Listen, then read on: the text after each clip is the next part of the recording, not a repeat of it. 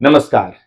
क्या आपको भी ऐसे वाक्यों को इंग्लिश में बोलने में परेशानी होती है? जैसे उसने तुम्हें फोन किया तो होगा, तुमने इस किताब को पढ़ा तो होगा, उन्होंने यह मूवी देखी तो होगी।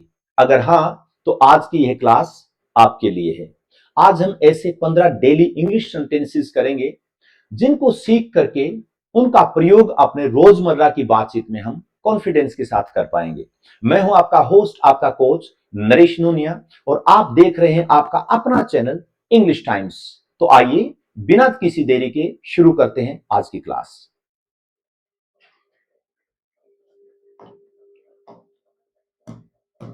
तो सबसे पहले आज हम करेंगे स्ट्रक्चर तो होगे। तो होगे, इसका स्ट्रक्चर बनेगा जब सेंटेंस बनाएंगे हम, तो सबसे पहले हम सब्जेक्ट रखेंगे, यानी वाक्य में जिस किसी की भी बात करते हैं हम लोग, जो हमारा विषय है बातचीत का, उसको सबसे पहले रखेंगे। उसके बाद में आपका सब्जेक्ट चाहे कुछ भी हो, सिंगुलर हो कि प्लूरल हो, उसको बिना देखे मस्ट हैव लगा देना है सीधा। और मस्ट हैव के बाद में देखेंगे कि वर्ब क्या है, सेंटेंस में क्रिया किस चीज की गई है, और इंग्लिश में उसकी थर्ड फॉर्म यूज करेंगे और हमारा सेंटेंस बनकर के तैयार हो जाएगा। तो आइए देखते हैं कि पहला सेंटेंस है, तुम वहां गए तो होगे। तुम वहां गए तो होगे। तो इस सेंटेंस में सब्जेक्ट क्या है हमारा? So we are talking about तुम। तुम की इंग्लिश क्या होती है? यू। यू। वहां गए तो होगे, यू सब्जेक्ट हो गया। उसके बाद में अपने को क्या लगा देना है? Must have. सब्जेक्ट कुछ भी हो, हम उसके बाद में लगा देंगे मस्ट हैव, और वर्ब की थर्ड फॉर्म। तो वर्ब की थर्ड फॉर्म क्या है? इसमें क्रिया किस चीज की गई है? गए तो होगे, यानी जाने की जो है वो क्रिया हुई है। तो मस्ट हैव, गो, और थर्ड फॉर्म गो, वेंट, गॉन। गॉन। और वहां कहां गए होगे? वहां गए तो होगे, तो देयर। तो सेंटेंस हमारा हुआ, you must have gone there. You must have gone there. तो हमें यहां तक इसको स्ट्रक्चर के तौर पे लर्न करना है। You must have, you must have, they must have, he must have, she must have, I must have, you must have, we all must have. इस प्रकार से यहां क्रियाएं चेंज होती रहेंगी, और आगे ऑब्जेक्ट आए या फिर एडवर्बियल आपकी फ्रेज आती है, क्लोज आती है, वर्ड आती है, एडवर्ब आती है, वो चेंज होती रहेगी वो सिचुएशन के हिसाब से। अगला सेंटेंस देखते हैं, उसने फोन तो किया होगा। उसने फोन तो किया होगा। ये जो तो इसमें यूज किया गया है ना, उसने फोन किया होगा, उसने फोन किया, ये तो हम सब जानते हैं कि पास्ट में हम बना देंगे कि ही कॉल्ड।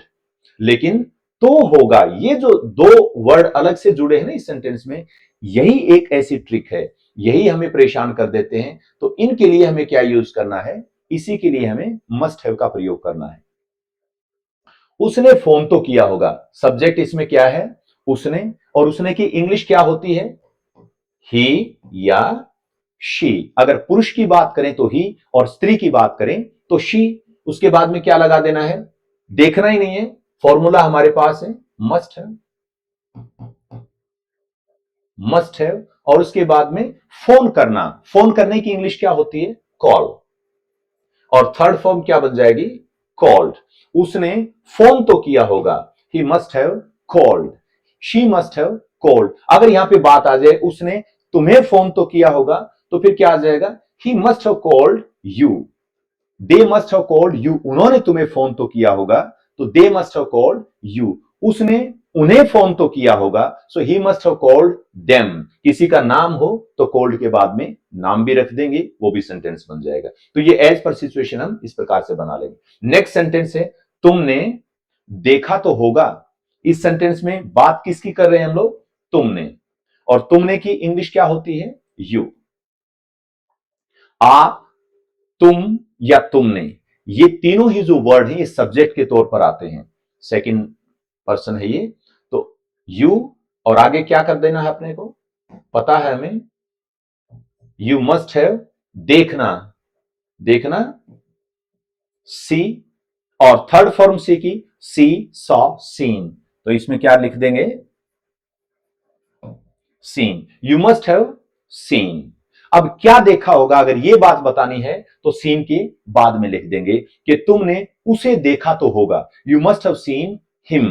तुमने उस पेड़ को देखा तो होगा, you must have seen that tree. तुमने वह बिल्डिंग देखी तो होगी, you must have seen that building. तो इस प्रकार से इसको आगे भी बढ़ा सकते हैं हम लोग।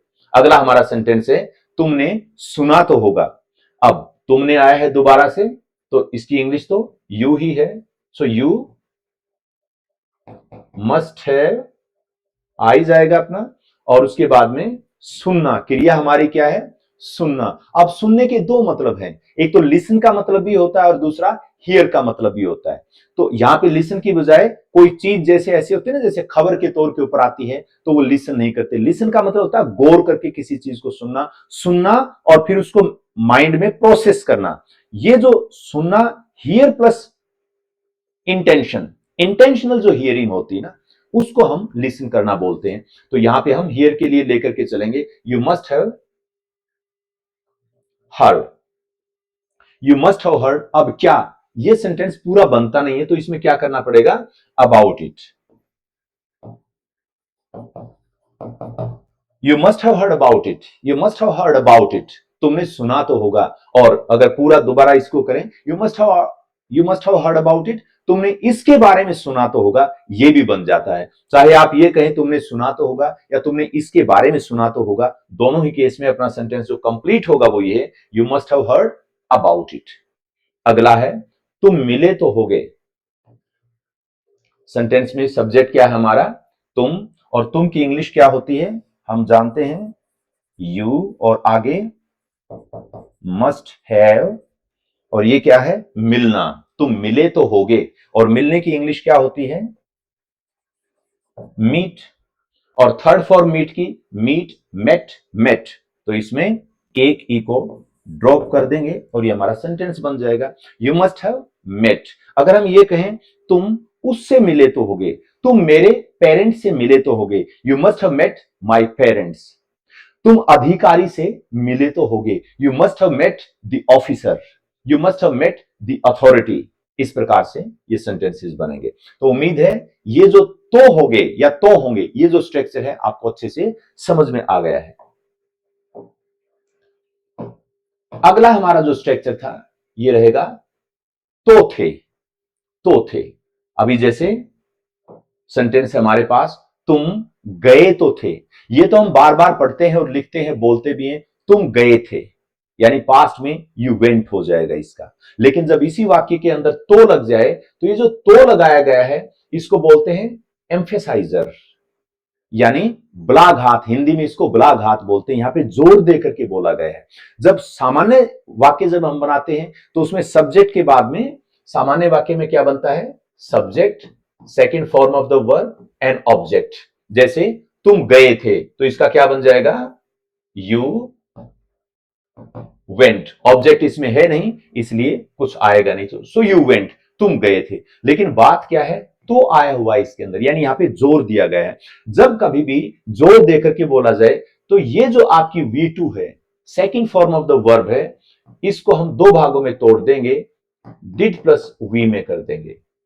वर्ब की सेकंड फॉर्म है, उसको वर्ब की फर्स्ट फॉर्म में कन्वर्ट करके उससे पहले डिड लगा देंगे, तो ये जो आपका भाव है तो का, वो उस वाक्य में आ जाएगा, यानी उसको एम्फेसाइज किया हुआ समझा जाएगा। Means we have emphasised that point of view. ये हमारा हो ही गया है। अब इसका सेंटेंस बना करके देखते हैं। तुम गए तो थे, तो हमारा सब्जेक्ट है तुम, यू, और यू के बाद में, सब्जेक्ट के बाद में क्या आना है, डिड। सो यू डिड, और first form of the verb गए। गए दूसरी फॉर्म है जाना की, तो जाना, गो, ये आपका हो गया, you did go.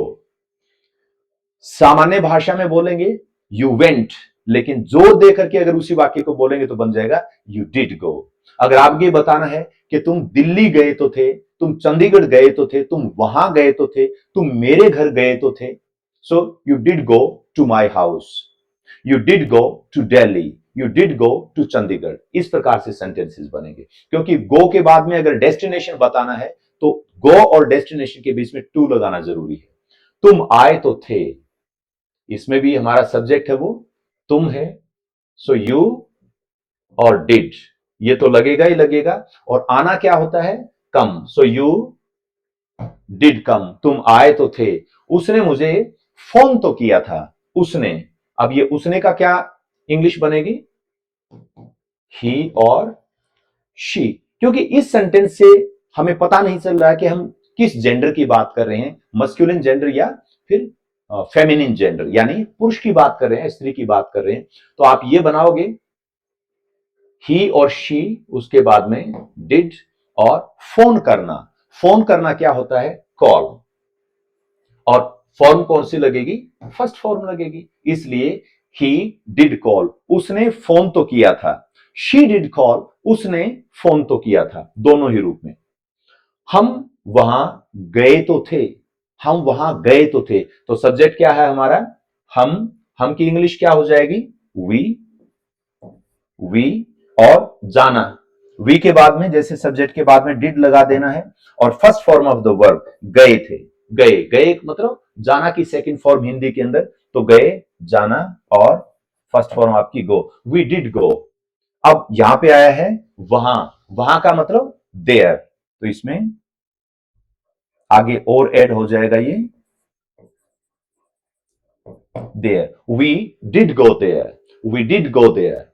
Next sentence है उसने कोशिश तो की थी, उसने कोशिश तो की थी, उसने का मतलब जैसे इसमें हमने देखा था ही और शी, तो यहां ही और शी फिर आ जाएगा, डिड आ जाएगा अपना, और कोशिश करना इंग्लिश में ट्राई, फर्स्ट फॉर्म आ जाएगी तो ट्राई, ही डिड ट्राई, उसने कोशिश तो की थी या कोशिश की, शी डिड ट्राई, उसने कोशिश तो की थी, स्त्री के लिए शी डिड ट्राई, पुरुष के लिए ही डिड ट्राई।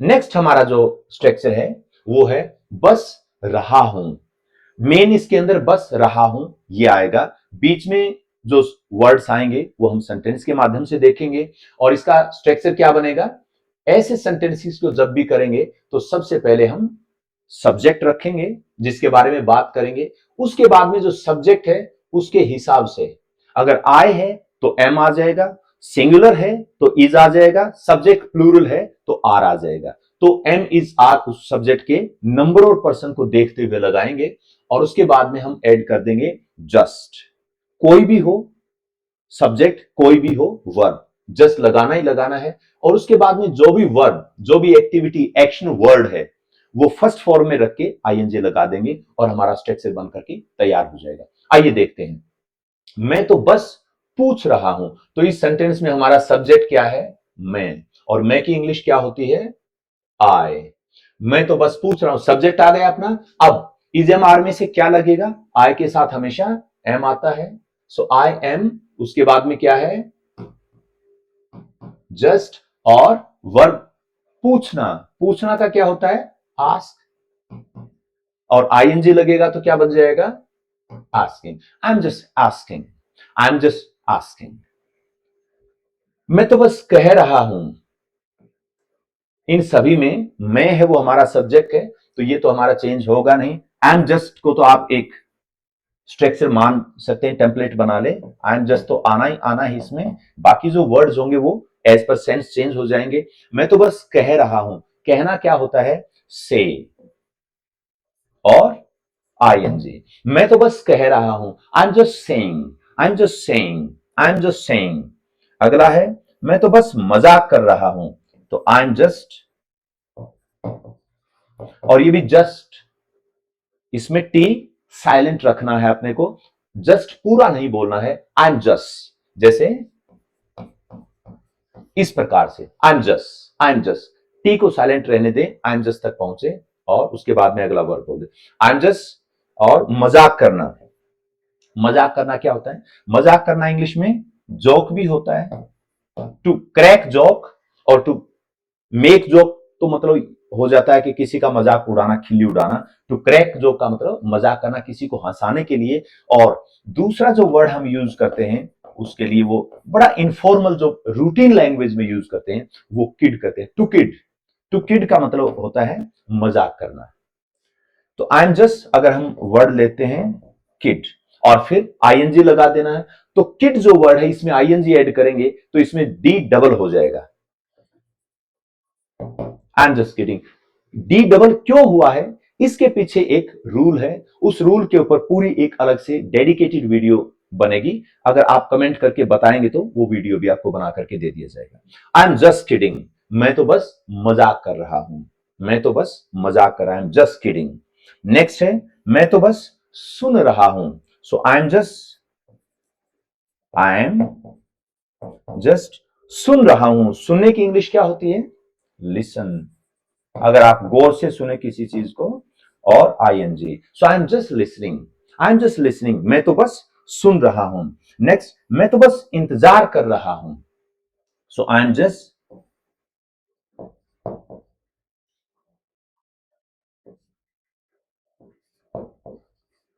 जस्ट इंतजार करना। इंतजार करना क्या होता है? वेट।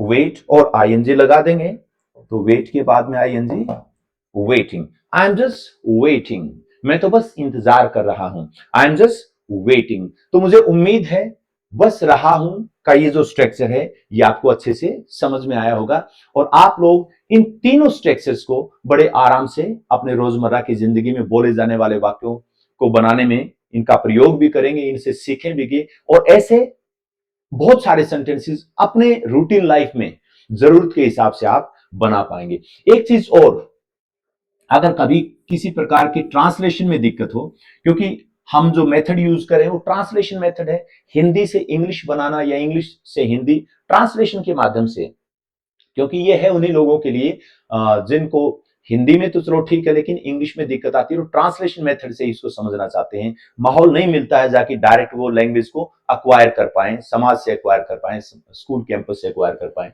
तो जब ट्रांसलेट करते हो तो एक बड़ा आसान सा तरीका है। वो आसान तरीका क्या है कि जब भी आपको ये सेंटेंस देखे और आपको ट्रांसलेट करना है तो क्या करना है, जो सब्जेक्ट है उसको यहां से उठा लो और उसको पीछे लगा दो, और फिर यहां से शुरू करो बनाना सेंटेंस को और यहां तक चले जाओ, आपकी ट्रांसलेशन हो जाएगी। जैसे मैं इसको इस प्रकार से ले लेता हूं, मैं को उठा करके यहां से, और मान लीजिए मैंने यहां लगा दिया, तो मैं यहां से बनाना शुरू करूंगा। क्या बनेगा? सबसे पहले मैं है, मैंने आई लिख दिया, उसके बाद में पूछ रहा हूं, बस पूछ रहा हूं, तो बस पूछ रहा हूं। तो पूछना ये आपकी वर्ब हो गई, और एम्फेसाइज करने के लिए हमें क्या लगाना है? जस्ट लगा देना है। तो हूं, मैं हूं है, हूं का क्या हो जाएगा? आई के साथ एम हो जाएगा, जस्ट, और पूछना आस्क और आईएनजी, ये आपका सेंटेंस हो गया। इसी प्रकार से जितने भी सेंटेंसेस आप बना करके देखोगे सारे के सारे आपके इस प्रकार से बन जाएंगे।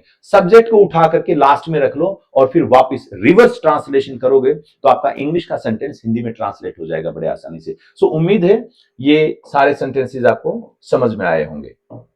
Last, the most important segment for you people, हमने आज 3 स्ट्रक्चर्स किए हैं और 3 स्ट्रक्चर्स के 5-5 सेंटेंसेस किए हैं, और 5-5 सेंटेंसेस ही आपको ये मैं होमवर्क के लिए दे रहा हूं। आप ये जो सेंटेंसेस हैं इन सभी को बना करके देखना, ताकि आपको ये कॉन्फिडेंस भी आएगा कि हाँ मैं भी इनको बना सकता हूं या बना सकती हूं। और उसके बाद में जब आप बोलना शुरू करें तो ऐसे अपने हिंदी के खुद के सेंटेंसेस के ऊपर फोकस करना। जब दूसरे लोग बोले तो गौर से सुनना, क्या उनकी बातचीत के अंदर इस प्रकार के वाक्यों का प्रयोग किया गया, ऐसे एक्सप्रेशंस का, ये वाक्य तो नहीं है मतलब ये कहेंगे ये एक्सप्रेशंस है, ऐसे एक्सप्रेशंस का, चंक्स का यूज किया गया है या नहीं किया गया है। या जब आप बोलें तो आप भी अपने आप को गौर से सुनना कि मैं कितनी बार इस प्रकार के सेंटेंसेस का यूज करता हूं, और आप पाओगे आप दिन में कई कई बार ये सारे के सारे फ्रेजेस को यूज करते हैं, ऐसे एक्सप्रेशंस को यूज करते हैं। तो आज के बाद में आप हिंदी में तो यूज करते आ ही रहे हैं, इंग्लिश में भी इनका यूज करना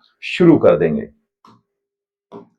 और चलते चलते वही आपसे एक रिक्वेस्ट कि अगर आप चैनल पर नए हैं, पहली बार आए हैं, तो चैनल को सब्सक्राइब जरूर करें।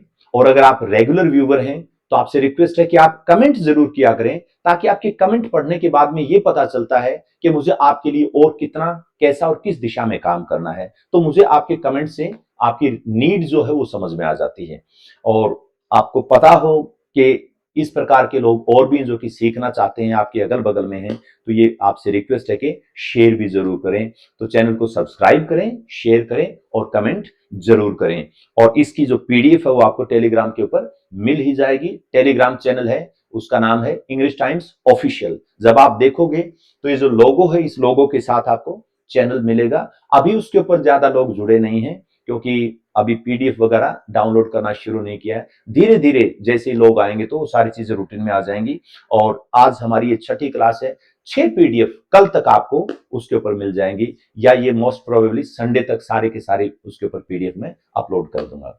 तो कल एक और नई क्लास के लिए मिलते हैं, और तब तक के लिए just take care and keep learning and keep growing. Thank you, bye bye.